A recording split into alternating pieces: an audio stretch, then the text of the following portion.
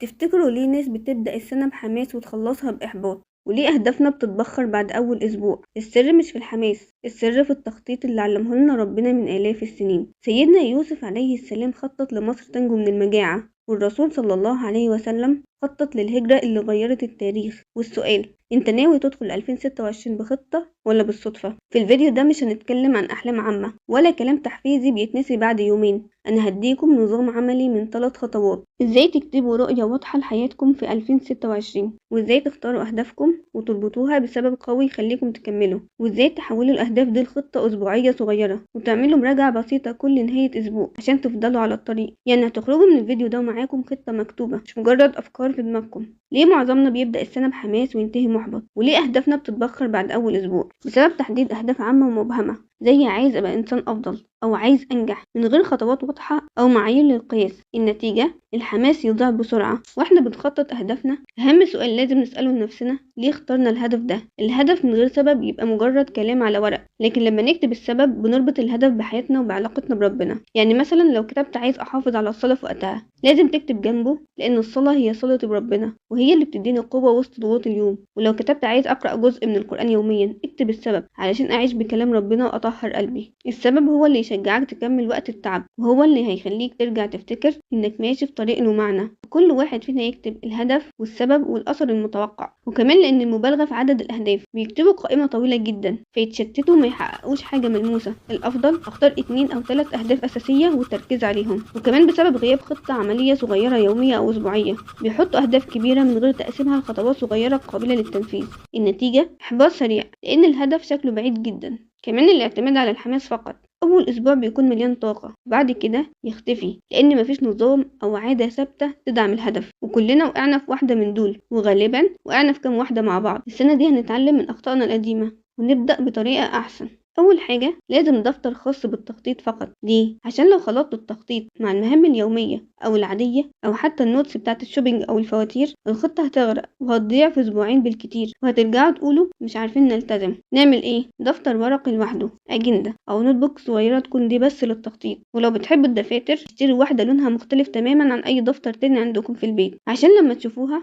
تعرفوا على طول دي الخطة بتاعتي. ازاي نخطط 3 شهور خطوة بخطوة؟ النظام ده مبني على مرحلتين رئيسيتين، التخطيط والتنفيذ. هقول لكم الخطوات بالتفصيل علشان تطبقوها دلوقتي. حددوا رؤيتكم طويلة الأمد، ابدأوا بصورة كبيرة عن حياتكم بعد 3 أو 5 سنين. ايه اللي عايزين تحققوه في الصحة، الشغل، العلاقات، الفلوس؟ اكتبوها بوضوح، زي مثلا أنا هفتح مشروعي الخاص. ده يساعد الأهداف الصغيرة تكون مرتبطة بالرؤية طويلة الأمد، ودي هي أساس كل حاجة هتعملوها في ال 12 أسبوع وباقي السنة. هي زي الصورة اللي هتعلقوها على الحيطة قدام عينيكم كل يوم، علشان لو ضعتوا في نص الطريق تعرفوا انتوا رايحين فين أصلا. وليه مهمة؟ لأن لو مفيش رؤية واضحة، الأهداف الصغيرة هتبقى عشوائية وهتزهقوا منها في أسبوعين. لما تكون الرؤية موجودة، كل هدف صغير هيحسسكم إنكم بتقربوا من الحلم الكبير، فالدافع هيبقى عالي. ازاي نكتبها صح؟ اكتبوها بصيغة المضارع أو الماضي كأنها خلاص حصلت، علشان عقلكم الباطن يصدقها، وتكون واضحة جدا وملموسة، مش كلام عام زي أبقى ناجح. وتغطي 4 6 مجالات رئيسية من حياتكم، مش لازم الكل، اللي يهمكم انتوا.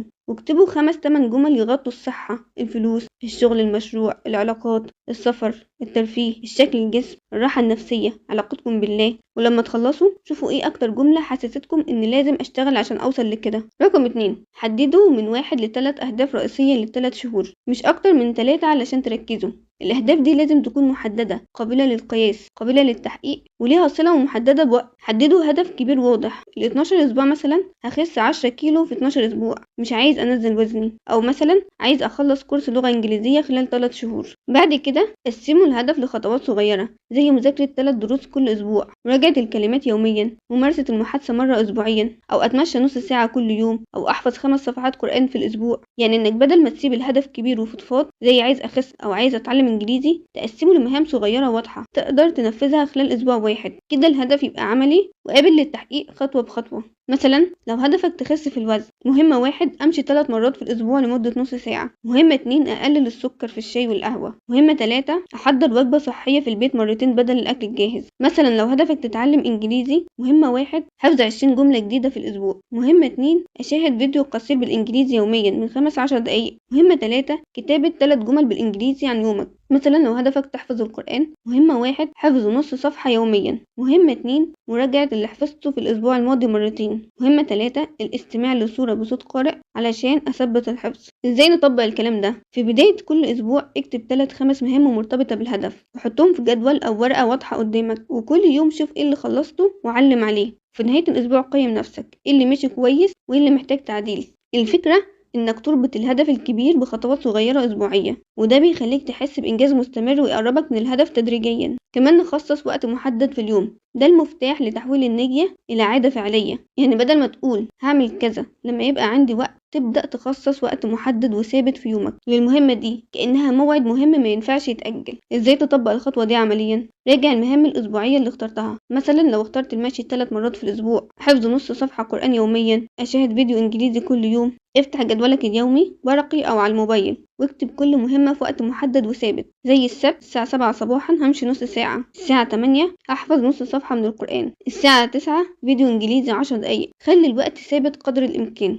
وكل ما كانت المهمة مرتبطة بوقت ثابت كل ما عقلك يتعود إنها عادة مش مجرد نية. استخدم المنبه، خلي الموبايل يفكرك بالمهمة في وقتها علشان ما تتنسيش وسط الزحمة، وابدأ بالقليل وبعدين زود. لو حسيت إنكم مش قادرين تلتزموا بنص ساعة ابدأوا ب10 دقايق بس، المهم الاستمرارية. ليه الخطوة دي مهمة؟ لأن النية من غير وقت تبقى تمني، لكن النية ووقت محدد بتبقى عادة بتتكون تدريجيا. زي مثلا لو هدفك تحسن اللغة الإنجليزية، خطوات الصغيرة: مذاكرة درس 1 من الكورس، حفظ 20 جملة يوميا، إشاهد فيديو قصير بالإنجليزي. خطة أسبوعية اللي هي ال3 مهام: يوم الأحد من الساعة 8 ل10 صباحا هذاكر درس جديد، يوم الثلاث من الساعة 7 ل8 مساء هراجع الكلمات، يوم الخميس من الساعة 6 للساعة 7 مساء هشاهد فيديو بالإنجليزي. وممارسة المحادثة. وآخر خطوة المراجعة الأسبوعية، في نهاية كل أسبوع مثلا يوم السبت أو الجمعة اقعد مع نفسك 10 دقايق واسأل نفسك ايه اللي أنجزته، وقيم نفسك في كل مهمة من 10. مثلا مذاكرة الإنجليزي 7/10، الرياضة أخد فيها 5/10، وشوف ايه اللي مشي غلط، وهل الوقت كان غير مناسب، هل المهمة كانت كبيرة ومحتاجة تقسيم، هل في حاجة مشتتة تركيزك. وازاي تعدل الأسبوع الجاي: